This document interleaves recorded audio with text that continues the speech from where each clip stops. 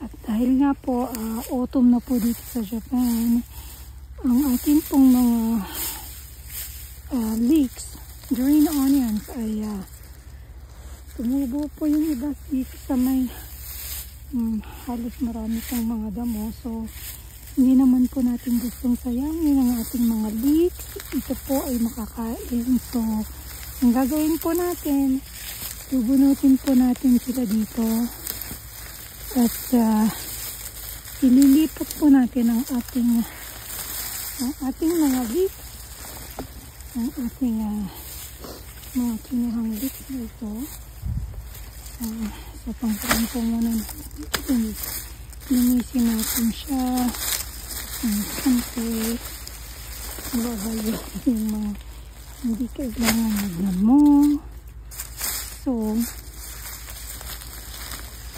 ganito po, hindi po natin siya sasayangin. Ano po, at ito pong ating leeks ay itatanim po natin muli sa isang magandang lugar. Doon po sa medyo malinis-linis na lugar.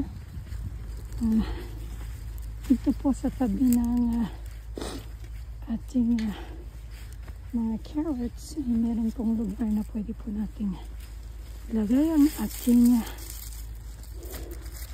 mga leeks. Ihahalera po natin siya. So kung makikita nyo, mayroon po siyang ugat.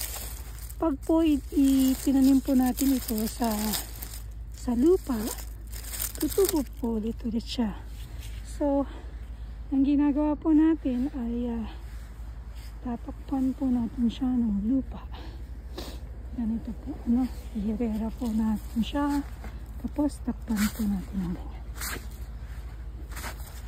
Takpan po natin ang lupa.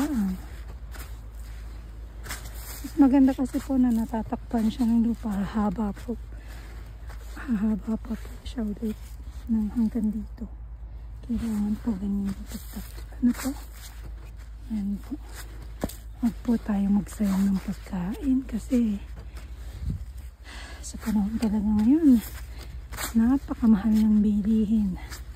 At talagang halos sa buong mundo ang hirap ng buhay. Kaya kung mayroon kayong nakatulad nito, kung ano po yung pwede natin gawin, maging marunong po tayo sa pagtatanim para mabuhay. Gawin po natin para po mas malula ating buhay.